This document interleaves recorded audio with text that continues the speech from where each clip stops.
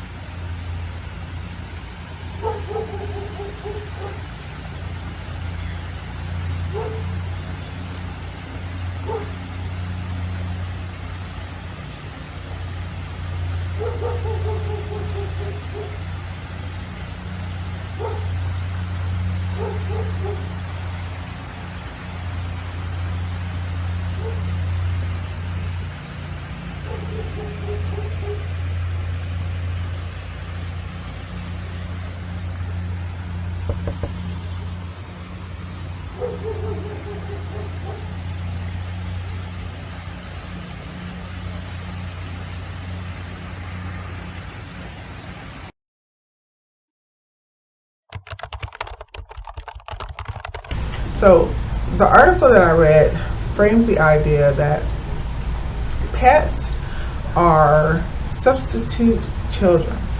Pets are substitute children. And the author feels that this should be considered a psychiatric disorder, right? That's the concept, right? You have pets. If a person has pets, instead of having kids, that should be considered a psychiatric disorder. So I gobbled up the entire article from beginning to end, and I was fascinated by it. I was appalled by it. I really just felt that, one thing, a blog is a great place to express yourself, because it's in that moment that you're writing and you're creating. It's a one-way street. You're going to get some reactions after. You're going to get reactions after your article is done, right? If you published it and you've opened it up for comments. But I felt strongly that there would be a huge portion of the pet parent society that would absolutely be infuriated over these words. So you do find a lot of pet parents refer to their dogs as their kids, their fur babies. I call Sophia my fur baby, right? They are fake mommies and daddies. Or the fact that it should satisfy their urge to parent. It helps them with their nurturing instincts, right? And the author says that pet parenting is actually a sign of a weak relationship, but I don't think that it is. I find it empowering. I find it strengthening. Do you know how many people go into parenting and they don't have a clue, right? Pet ownership.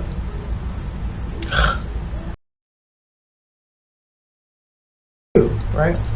But pet parenting doesn't have to be strenuous. I certainly don't believe that if a pet parent refers to themselves as mommy or daddy, or their parents as grandparents to their dog, right? I don't think there's anything wrong with that. It provides a sense of responsibility, and it's not a psychiatric disorder.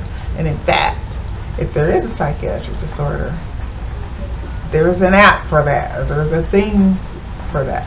I don't believe you get to point your finger at pet parents and claim that there's something wrong with them because they are pet parenting. That's a part of ownership, right?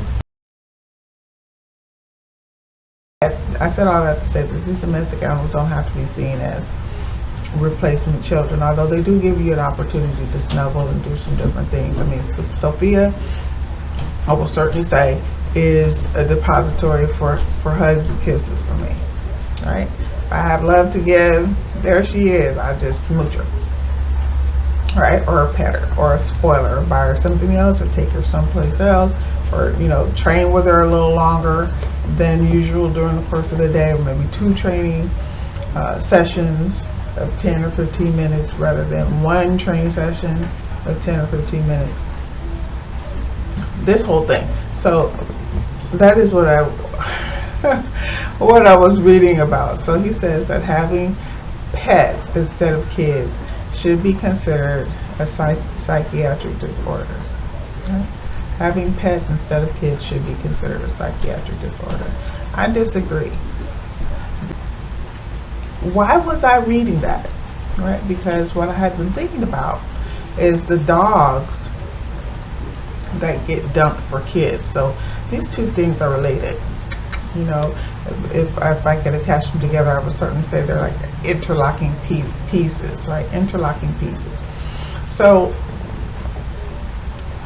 think about the dog you adopted because you wanted that little bright spot of love in your life, and you adopted this dog, and you took this dog everywhere with you, and you did dress them up in their outfits, you do call them your fur baby, and you are their pet parent, their mom, their dad. They have a sitter where you can take them and drop them off. They've been to school. It's like sending them to kindergarten for their training classes. You may even have hired handlers to show them.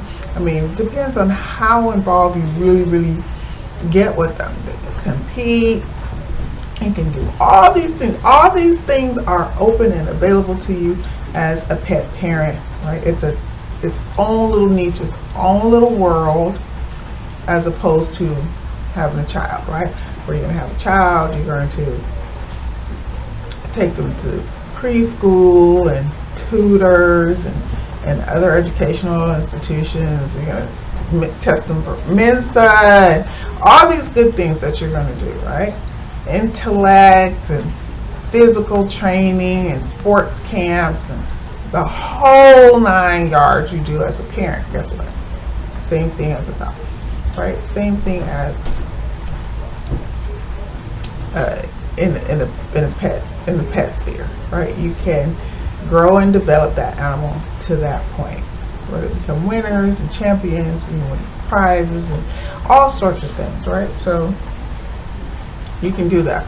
So the article that I'm working on is one where we want to really explore what's happening to these dogs, because people do dump dogs for kids. I mean, you have dog psychiatrists to help the animal with its behavior after you go and do something like that. Adopt them from puppies, raise them, dress them up, take them everywhere, certify them, do all these good things, and then you meet someone, marry, the dog's part of the wedding, the whole 9 yards. Then you decide to have children. Now all of a sudden, you don't like Fluffy, you don't trust Scruffy, you don't want Scruffy around. Get off of the sofa, get off of the chair. Get out of here, get off of there, oh my God, don't stop, no, don't touch this. The dog doesn't understand. So all the way up until the point where the dog's gotta go. Dump him, just no more. You gotta dump the dog.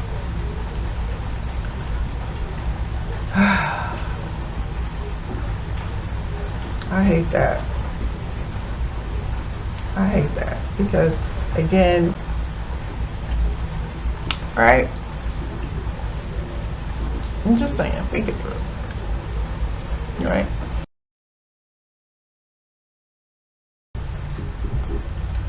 And I can't believe you called yourself a dedicated pet parent, a dedicated pet owner. How are you thinking about now?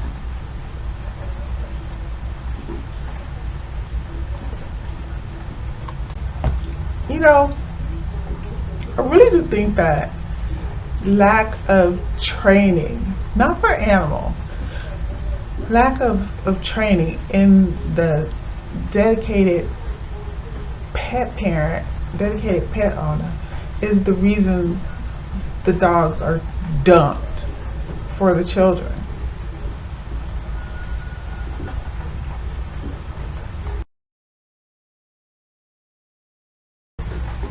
So certainly we can understand lifestyle changes, right? Lifestyle changes do bring about the need to make different moves.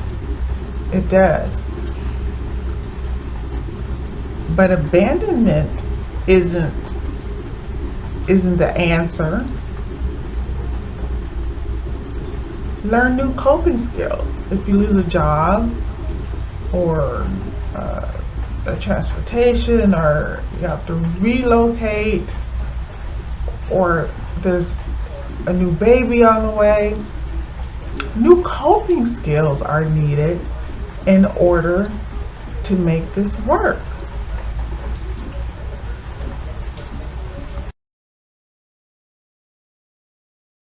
Okay, so I just have one question for pet parents with nurturing instincts that have been accused of being fake mommies and fake daddies and their dogs as pseudo kids. Is the pregnancy the solution, the psychological fix for being a pet parent? So you're saying the state of being a pet parent is a broken state.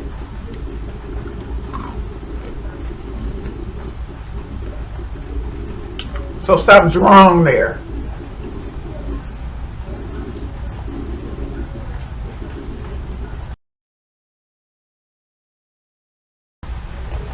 Okay, so in all of this, dumping the dogs for the kids, what I am saying is to get help for yourself if you're moving along and the dog is no longer your priority. If it is time management or health, there are sometimes it can't be helped, right? Health situations. That's not what we're talking about. Specifically dumping the dogs for kids. If it's going to be time management, or you need help, or maybe you had 8 babies all at once rather than one you expected, things like that. But someone you trust, or even a third party, can be useful in helping you to manage your time properly so that you can manage your family properly, right? So I just prefer that once placed, they remain in position. Every family has its ups and downs. Every single one. No family is perfect. Change is inevitable. That's going to happen. And we don't throw out the baby with the bathwater. even if the human being is not perfect. We go through it, right? So I'm not sure why a pet parent would just make that decision, just snap, with opinions like this. So that's all I'm saying. The author really did spark that conversation. I mean, it did for me, and maybe for other people as well. But I do disagree that having pets instead of kids should be considered a psychiatric disorder. I mean, for people that do have issues, there's ESA, there's psychiatric dogs as well. And actually, if you think about it, for some people, having kids is a psychiatric disorder. So pet parents, feel free, feel comfy to call yourself a pet mom, a pet dad, and there's your fur baby. Nothing wrong with providing them loving homes, providing the pets with loving homes where they can stay warm, clean, safe, and dry.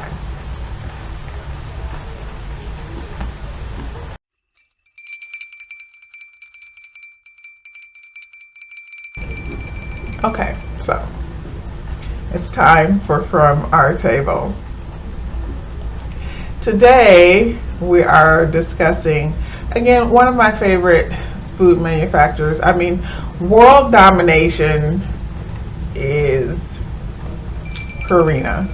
I really do feel that Purina is world domination because they just get things right for pet parents, for companies,